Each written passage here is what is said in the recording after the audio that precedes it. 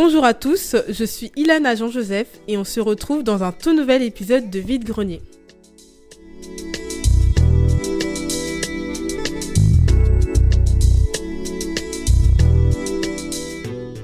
Alors on se retrouve ce 1er mars pour parler d'un sujet assez alarmant, à savoir la diversité ethnique dans les médias et plus précisément dans les rédactions.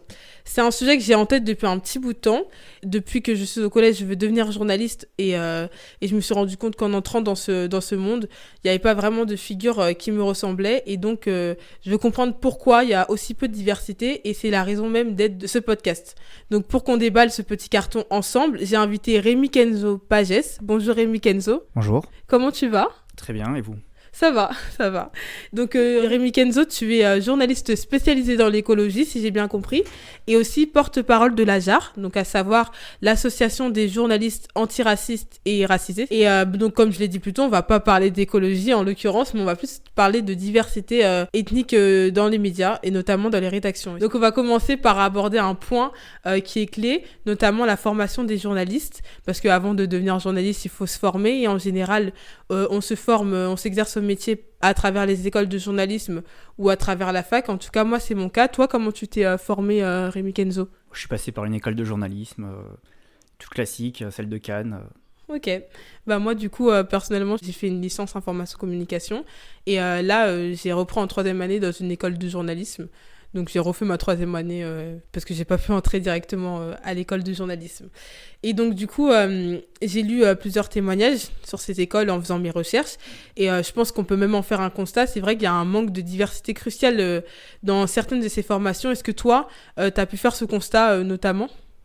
Oui, il suffit de regarder la composition des rédactions et en école de journalisme des promotions. Nous, on s'est créé sur ce constat en fait que généralement, regardez autour de nous, on était souvent seuls ou voilà, il y avait une autre personne, on était 2, 3, mais rarement très nombreux. Et il y avait ce sentiment de solitude qui était très fort, quoi. Donc c'est aussi pour ça qu'on a créé cette association, c'est pour se regrouper, parce que si on regarde à l'échelle de la profession, à l'échelle de toutes les écoles de journalisme, etc., on existe, on est là, mais là où on est, au travail ou en école, on est souvent le seul. Et comment t'expliques justement cette, on va dire, homogénéité dans le recrutement des écoles ? Alors pour nous, le problème, en fait, il est structurel. Il est structurel parce que on est dans une profession, en fait, où l'entre-soi, il est très fort. Nous, on parle de reproduction sociale, c'est-à-dire qu'on est dans un métier où on recrute qui nous ressemble, des profils assez similaires, et donc on ne va pas chercher des journalistes qu'on va qualifier de différents. Et donc de différents, notamment du point de vue des origines ou même sociales, etc., etc. Mais on va chercher des journalistes le plus souvent qui sont en fait issus du même moule, des mêmes cercles sociaux, qui ont fait les mêmes écoles, qui ont fait les mêmes formations avant d'intégrer même ces écoles, donc c'est-à-dire Sciences Po, etc. Et donc, concrètement, pour le dire, on est dans une profession plutôt bourgeoise, petite bourgeoise, et dans cette bourgeoisie, y a majoritairement en fait des personnes blanches. Et donc, les profils sont toujours un peu les mêmes, c'est-à-dire des personnes issues des centres urbains, de classe sociale plutôt privilégiée, et donc blancs.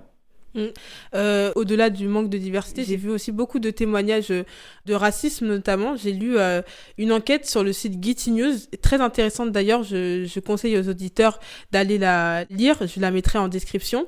Dans cette enquête, il y avait le témoignage d'une journaliste qui venait du Mali et qui raconte justement avoir subi des moqueries par rapport à son accent en cours de radio. Et l'enquête aussi, elle insiste sur l'inaction des professeurs, même certains professeurs qui étaient assez racistes. Toi, en tant que journaliste et même porte-parole de l'AJAR, je suppose que tu as eu des témoignages à ce sujet où tu as même dû toi-même vivre ce racisme. Comment ça se traduit ? Est-ce que tu peux un peu nous raconter tout ça ?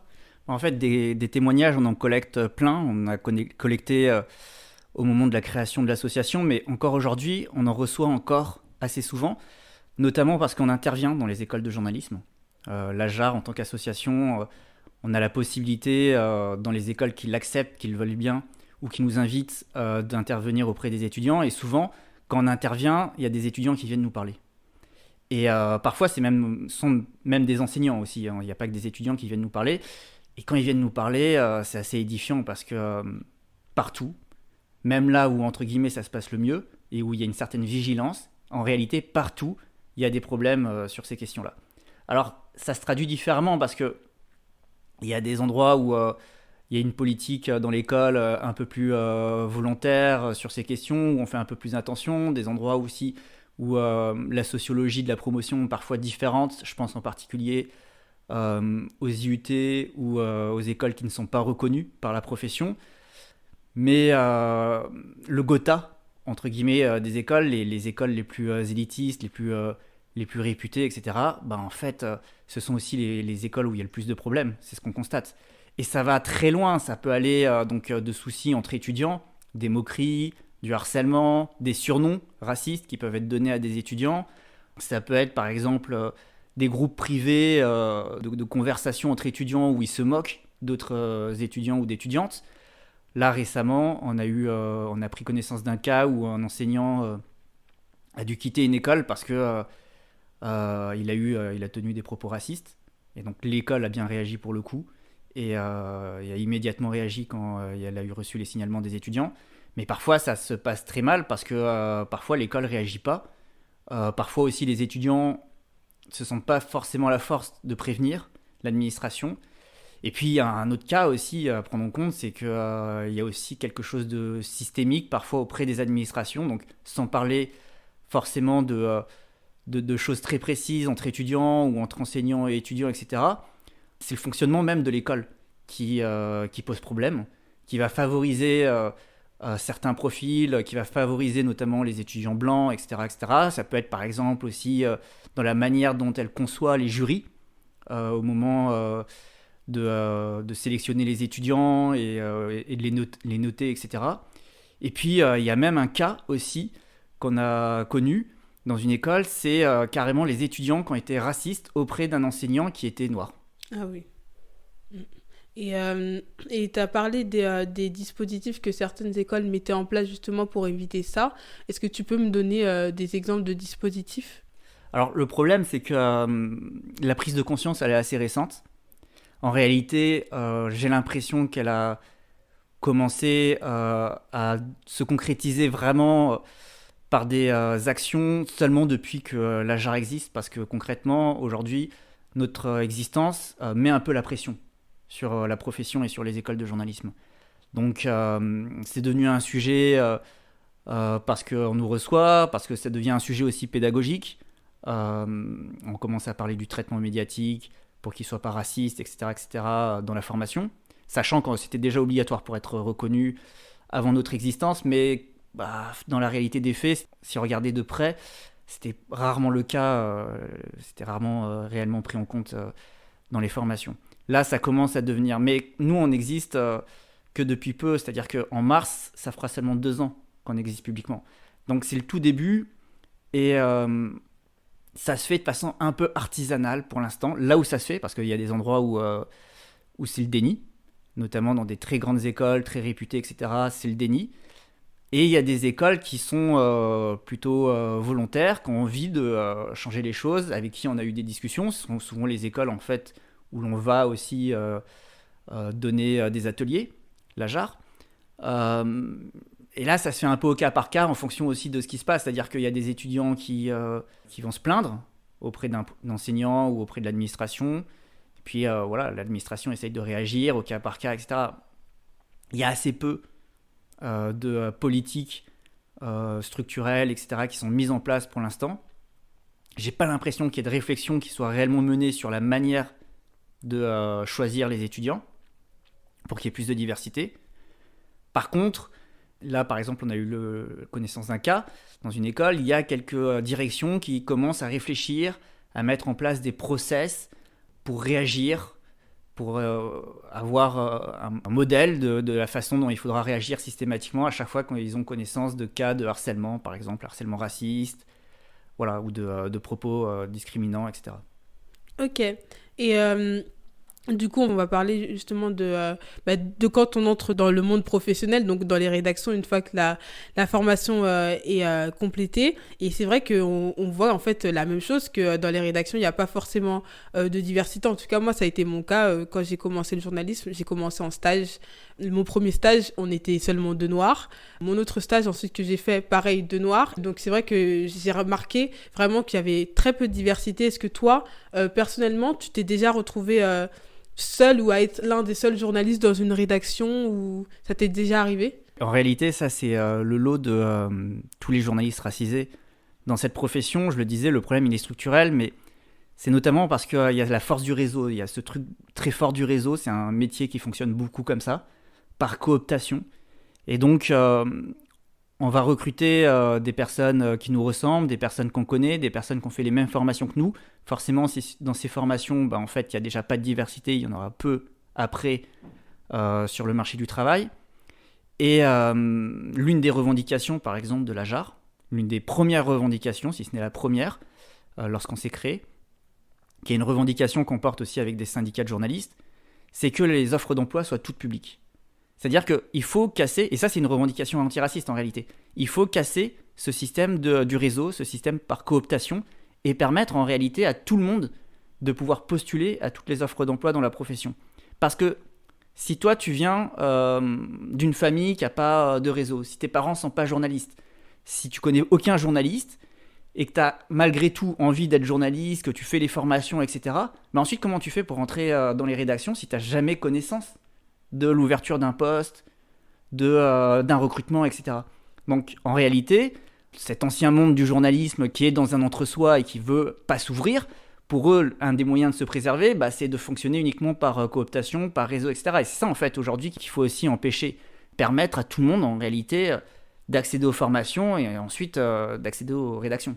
Mais ça, justement, je savais même pas qu'il y avait... Enfin, je voyais qu'il y avait pas beaucoup d'offres d'emploi, mais je comprenais pas pourquoi. Mais en fait, c'est justement parce qu'ils communiquent pas forcément quand il y a un poste qui est libre et tout. Et ça, j'étais vraiment pas au courant. Donc, il y a énormément de rédactions, en fait, qui recrutent que les journalistes qu'ils connaissent déjà, en fait. En réalité, c'est une revendication syndicale qu'on doit porter auprès des rédactions et des directions. Donc, nous, on travaille avec les syndicats, mais c'est une revendication qui ne nous concerne pas que nous, les journalistes racisés. Je sais que c'est une revendication qui est aussi portée par d'autres associations, d'autres groupes minoritaires, notamment Prenons la Une, qui est une association de femmes journalistes, etc. Parce que la réalité, c'est qu'il y a vraiment un groupe homogène aujourd'hui qui est dominant dans cette profession et que tous les groupes minoritaires ou minorisés qui sont à côté ont beaucoup de mal à le rentrer. Et donc ça nous concerne, nous, notamment en premier lieu, les journalistes qui sommes victimes des discriminations raciales. Et au niveau de ces revendications, du coup, tu m'as dit que c'était la première revendication, donc il y a 2 ans. Est-ce que ça avance au niveau des résultats Est-ce que les rédactions, certaines rédactions acceptent justement d'avancer et d'améliorer ça, quoi? Je pense que ça avance très doucement et de façon marginale dans certains endroits. Mais déjà, on a fait connaître cette revendication. Les rédactions, elles le savent, qu'on revendique le fait de rendre publiques toutes les offres d'emploi. Et donc, c'est aussi un levier qu'on a pour les collègues qui sont dans chaque rédaction pour négocier et l'obtenir en interne, etc., etc. Mais malheureusement, aujourd'hui, il y a énormément de travail encore à faire. Et donc, une fois qu'on est... si on arrive à avoir un CDI, du coup, dans une rédaction, c'est vrai que pour les journalistes racisés, j'ai entendu beaucoup de problématiques au niveau du choix des sujets. Donc, il y en a certains qui disent que d'un côté, on leur dit qu'ils ne peuvent pas couvrir certains sujets en rapport justement avec la race, leur ethnicité, justement parce qu'ils ne seraient pas objectifs. Et il y en a d'autres qui, de l'autre côté, où on leur dit tu as choisi ce sujet-là en rapport avec l'ethnicité parce que tu es militant, donc ils sont automatiquement catégorisés en tant que militants, alors qu'on peut quand même être racisé, parler de sujets sur des personnes racisées et ne pas forcément être militant. Est-ce que toi, tu as déjà expérimenté ça, ou est-ce que tu as entendu des histoires sur ça?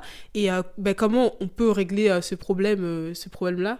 Mais en fait, nous, ce qu'on dit, c'est que la question de la diversité, en fait, c'est une question de qualité de l'information derrière. C'est-à-dire que ça a un impact réel, un impact éditorial sur la manière de faire de l'information, la manière de la produire. Parce que si dans ta rédaction, tu n'as que des journalistes qui ne connaissent qu'une certaine forme de la société, en réalité, ils ne seront pas du tout alertes vis-à-vis d'un certain nombre de problématiques qu'on rencontre. Et donc, recruter aussi des journalistes différents, c'est aussi s'ouvrir éditorialement à d'autres façons de faire l'information, à d'autres secteurs à couvrir, etc., etc. Et aussi à s'assurer que certaines questions sont bien couvertes. Enfin, je veux dire, tous les mois, il y a quelque chose dans l'actualité où on s'en rend compte. Quand, par exemple, certains quartiers populaires se révoltent parce que un jeune est assassiné par la police, on peut pas vraiment être surpris derrière que les rédactions ont du mal à traiter le sujet, parce qu'en fait, si en interne, il n'y a aucun journaliste qui a jamais traversé le périph', ça va être compliqué pour eux, de comprendre l'enjeu et ce qui s'est réellement passé, et d'aller enquêter, d'aller sur le terrain, etc., etc. Donc on voit, il y a tout un tas de sujets comme ça, où c'est hyper compliqué, et même si on sort de la question raciale, sur des sujets type la crise des agriculteurs, on l'a vu l'année dernière, les rédactions ont eu énormément de mal à traiter ces sujets. Pourquoi ? Parce qu'aussi, dans les rédactions, en fait, il y a très peu de journalistes qui viennent de milieux très populaires en zone rurale, qui connaissent réellement des agriculteurs qui ont énormément de difficultés à finir les fins de mois, etc., etc. Donc en fait, ces sujets n'existent pas, ils ont du mal à vivre dans les rédactions, et derrière, quand il y a une crise, les rédactions ne sont pas compétentes pour les comprendre et les analyser. Et en fait, aujourd'hui, on se retrouve vraiment avec des rédactions à la ramasse qui n'arrivent pas du tout à saisir les enjeux et qui passent totalement à côté d'un certain nombre de crises ou de problématiques, et en fait, qui ne peuvent pas les anticiper. En fait, la diversité, on va dire, de la rédaction permet la diversité des sujets et des angles en fait. Oui, c'est ça. et la qualité aussi de la manière dont elles sont couvertes, parce que ensuite, je veux dire, quand il y a une crise, la crise, elle est couverte, mais ça ne veut pas forcément dire qu'elle est bien traitée. Et justement, est-ce que tu as pu constater au fur et à mesure des années des changements dans la manière dont les rédactions, elles abordent les sujets maintenant au niveau ethnique ? Franchement, c'est lent. Je pense que c'est quelque chose qui va prendre beaucoup de temps. Nous, on fait de la veille. Et ce qu'on constate, c'est qu'il y a des problèmes tout le temps, quoi. Toutes les semaines, si ce n'est tous les jours, il y a quelque chose. Là, par exemple, cette semaine, on a regardé entre nous, il y a le Figaro qui a sorti un article sur un rapport qui a été fait par une organisation sur les immigrations, notamment asiatiques, et qui présente les diasporas asiatiques comme étant mieux intégrées. En fait, c'est le mythe de la minorité modèle. Et en fait, ce type d'article et ce type de traitement médiatique, il est hyper problématique, parce qu'en réalité, il est raciste. D'une part parce qu'il va chercher à mettre en concurrence certaines minorités. Donc là, concrètement, c'est de dire, regardez, les Asiatiques travaillent, s'intègrent mieux, et ils sont supérieurs d'une certaine façon aux autres diasporas, aux personnes noires, aux musulmans, sachant qu'en plus, quand on dit les Asiatiques, on efface tout un pan de la diversité. C'est vrai que c'est grand, l'Asie. Ouais, donc, c'est très grand. Et par exemple, quand on dit les musulmans, en réalité, le pays musulman où ils sont le plus nombreux, il est en Asie. Déjà, on efface un certain nombre d'identités, mais en plus de ça, on stigmatise aussi les personnes asiatiques ou asio-descendantes. Et on leur retire aussi des droits. Parce que quand tu parles de minorité modèle, tu dis aussi derrière que les Asiatiques, c'est une population qui se tait, qui accepte de travailler plus dur que les autres, qui est disciplinée, etc., etc. Donc tu vas mettre un stigmate sur ces populations-là, et tu vas leur dire, en fait, taisez-vous aussi, et ne revendiquez pas. Et d'une certaine manière, tu leur enlèves aussi des droits à revendiquer, des droits à se révolter, des droits à demander des changements structurels dans leur travail. En fait, tu leur dis, vous êtes la communauté qu'on va aimer exploiter. Et ça, c'est un problème. Et c'est aussi un problème de racisme. Alors qu'en réalité, on regarde l'histoire des populations asiatiques, elle est faite de révoltes, de luttes, de guerres anticoloniales. On peut prendre l'exemple du Vietnam qui a mené plusieurs grandes guerres d'affilée anticoloniales contre le Japon, les Français, les États-Unis, etc. Donc en plus, elle n'est même pas conforme à la réalité. Et ça, justement, vous en avez parlé au Figaro, vous avez donné un avertissement, vous leur avez expliqué, parce que de ce que tu m'as expliqué avant, je pense que justement ce traitement tient du fait qu'il n'y a pas assez de diversité dans la rédaction, donc ils n'ont pas forcément réfléchi à ça. Et donc est-ce que vous leur avez expliqué justement à ça au Figaro ? Alors pour l'instant, on n'a pas interpellé le Figaro. En fait, il est dans la droite lignée d'une autre publication qui a eu la même semaine, parce que comme c'est le nouvel an lunaire en ce moment, il y a un traitement médiatique autour des communautés asiatiques. C'était sur CNews, Pascal Praud qui parle du nouvel an, et qui, de la même manière, en parlant sans utiliser ces termes, mais sur le fond, en parlant comme étant la minorité modèle. Et qui a vocation aussi à taper sur les autres communautés, à taper sur les musulmans, à taper sur toutes les personnes racisées, derrière. À ce moment-là, nous, on a co-signé une tribune qui a été coécrite d'ailleurs par une de nos collègues, Lynn Landau, qui fait partie de la JAR. Et donc là, on les a interpellés, mais ce type de rédaction, en général, il n'y a pas trop de discussion possible. C'est quand même silence radio. Moi, j'imagine qu'ils ont vu la tribune, mais je pense qu'ils n'ont pas réagi, qu'ils ne réagiront pas à cette tribune. Qu'est-ce qu'on pourrait faire de plus, selon toi, pour changer, pour plus de changements et plus de diversité dans le journalisme en général ? En fait, c'est une question de rapport de force. On est seul, en fait, en rédaction peut-être, mais on n'est pas seul dans la profession. En fait, on est quand même un certain nombre. Là, dans la JAR, on est plus de 200 adhérents. Ça veut dire qu'on constitue une force. Donc, déjà, on se regroupe, on s'organise entre nous. Donc, nous, on appelle tous les journalistes qui sont concernés, qui vivent des discriminations racistes, à venir dans la JAR. Et ensemble, en fait, on en discute. Et c'est aussi comme ça qu'on a connaissance de problèmes dans les rédactions, etc., etc. À côté, on a des partenaires. On milite avec les autres associations de journalistes. J'ai cité tout à l'heure PLU, mais il y a aussi la JL, Profession Pigiste, Femmes Journalistes de Sport, etc., qui sont des partenaires de la JAR. En plus, il y a énormément de questions qui sont transversales, qui les concernent aussi. Et puis, les syndicats de journalistes. Donc là, on est en train de travailler, on discute avec eux, on est en train de travailler à un partenariat formel. Parce que la réalité, c'est que nos revendications, et elles doivent être portées par des syndicats, parce que c'est eux qui sont les interlocuteurs des directions d'entreprise, de presse. C'est eux qui ont des représentants des salariés dans les instances de discussion. Et puis, en fait, quand on parle, par exemple, de rendre publiques les offres d'emploi, c'est une revendication syndicale. Et elle est d'ailleurs déjà portée par certains syndicats. Et puis ensuite, nous, ce qu'on fait derrière, c'est qu'on rend public aussi un certain nombre de mauvais traitements médiatiques. Là, en ce moment, on est en train de travailler sur un kit à destination de tous les journalistes pour donner des recommandations de bonnes pratiques et aussi dire ce qu'il ne faut absolument pas faire. Ce qui, selon nous, est problématique et raciste. En prenant un certain nombre d'exemples, donc de mauvais traitements et aussi de bons traitements pour les conseiller sur les manières de faire. Il y a déjà d'ailleurs certains chapitres qui ont été mis en ligne. Le premier, ça a été un chapitre sur les Outre-mer que vous pouvez retrouver sur le site de la JAR. Et là, il y a un certain nombre d'autres chapitres qui vont arriver. En mars, normalement, on va rendre public un justement sur le racisme anti-asiatique. Parce que, voilà, on l'a vu avec l'exemple du Figaro ou avec l'exemple de CNews. Aujourd'hui, en fait, quand on parle de ces communautés-là, on en parle mal et avec des biais racistes, des préjugés, des stéréotypes. Et puis, un dernier point aussi, c'est qu'on intervient quand même en école de journalisme. Parce que la formation, déjà, ça commence là. Il faut qu'on intègre ces questions dès le début, avant même de rentrer dans les rédactions. Il faut aussi qu'on change les manières de sélectionner les étudiants.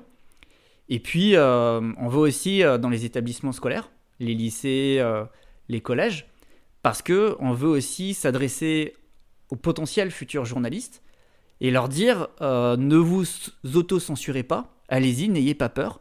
C'est pas parce que vous voyez personne en fait qui vous ressemble qu'il faut pas tenter. On va essayer de s'organiser ensemble pour y arriver et n'hésitez pas du coup, et c'est pour ça qu'il y a aussi un certain nombre d'étudiants en journalisme qui sont membres de la JAR, n'hésitez pas à venir vers nous aussi pour qu'on s'organise pour obtenir justement plus de diversité dans les structures liées au journalisme. Donc on va arriver à la fin de ce podcast, mais avant de terminer le podcast, on va faire le jeu des 5 questions. C'est assez simple, donc j'ai 5 questions là devant moi et tu vas devoir choisir un nombre entre 1 et 5 et je te poserai justement la question qui correspond à ce chiffre. Donc je te laisse me dire le nom. 5. 5. Alors, est-ce que tu peux nous en dire un petit peu plus sur la JAR ? Je sais que tu as dit beaucoup de choses, mais est-ce qu'il y a d'autres trucs à dire ? Alors, la JAR, donc, c'est l'association des journalistes antiracistes et racisés. On est public, ça fera 2 ans en mars, via une tribune qu'on a publiée sur Libération. On était à ce moment-là plus de 170 journalistes racisés et également 5 associations et 2 syndicats de journalistes qui ont signé ces tribunes pour dire concrètement qu'il était temps de mettre le sujet à l'ordre du jour. Parce que la réalité, c'est que c'était pas encore un sujet publiquement dans les médias, la question du racisme. Sachant que pour nous, il y a quand même vraiment 2 volets. C'est à cette question du racisme dans les rédactions, le racisme qu'on vit, et d'ailleurs dans les rédactions, sur le terrain, sur les réseaux sociaux. Mais je veux dire, quand on est journaliste, on est confronté à du racisme très souvent. Ça peut être nos collègues, ça peut être nos chefs, ça peut être les gens qu'on interviewe. Moi, ça m'est déjà arrivé de me prendre des remarques racistes de personnes que j'interviewe. Ça peut être aussi sur les réseaux sociaux, parce qu'on est très exposé sur les réseaux sociaux. Donc on peut se prendre du cyberharcèlement raciste, etc., etc. Et puis, c'est la question du traitement médiatique, en fait. Le traitement médiatique est mauvais. globalement. Et d'ailleurs, nous, ce qu'on dit, c'est que c'est pas que dans les grands médias mainstream ou que dans certains médias d'extrême droite, etc. En fait, ça concerne quasiment toute la galaxie des médias, y compris les médias indépendants, y compris les médias catalogués de gauche. On se rend compte qu'en fait, il y a un certain nombre de choses qui vont pas, y compris dans ces médias-là. Et donc, nous, on s'adresse vraiment à toute la profession, dans toute sa diversité, entre guillemets. Et donc, nous, on veut aussi faire pression, en fait, pour que ce traitement médiatique change. On le dit aussi, hein, la façon de faire de l'information, elle a un impact aussi sur nous, sur notre santé, sur notre bien-être au travail, etc., etc. Parce que quand on est dans une rédaction qui est raciste, qui fait que dire des choses racistes à l'antenne ou sur les ondes, etc., comment on fait pour se sentir bien dans cette rédaction ? Comment on fait si parce qu'en fait, autour de nous, il n'y a que des racistes, on n'arrive plus à proposer un sujet en conférence de rédaction ? Parce qu'on a peur des réactions, on aura peur des commentaires de nos collègues ou de nos chefs. Et puis, je veux dire, l'impact sur les risques psychosociaux, des possibilités de faire des dépressions, d'avoir un conflit de loyauté, de valeurs, etc., etc. Il est énorme. Donc, voilà. Et je sais pas si ça peut être possible, mais ce serait bien que ce soit possible d'avoir une espèce de, je sais plus comment ça s'appelle, mais la possibilité qu'un journaliste démissionne si il subit trop de racisme, comme il pourrait démissionner si la ligne, voilà, c'est ça, la ligne éditoriale de son média ne lui plaît plus, tu vois. Enfin, je pense que ça peut être un bon truc, partir sur cette base. Je pense que ça peut être une bonne idée. Ouais, ensuite, il y a tellement peu de travail que dans le journalisme, la concurrence elle est tellement rude que, en fait, moi, je préfère que ce soit nos employeurs qui changent plutôt que nous qui perdions notre travail. C'est vrai. C'est pas à nous, en fait, de subir les conséquences du racisme. C'est à eux de se remettre en question et de changer les choses. Donc, avant de donner des facilités de démission, j'aimerais surtout que les choses changent. Ouais, voilà. Ouais, ok, oui, je comprends totalement. Bon, du coup, on va terminer ce podcast pour de vrai cette fois. Je te remercie, Rémi Kenzo, d'avoir accepté de parler de ce sujet avec moi. Merci de nous avoir invités. Et je me remercie aussi tous les auditeurs d'avoir écouté ce podcast jusqu'au bout. Et surtout, n'hésitez pas à laisser des commentaires ou si vous avez un avis sur la question. Et comme d'habitude, je vous invite à partager le podcast entre vous. Et je vous dis au revoir. À bientôt.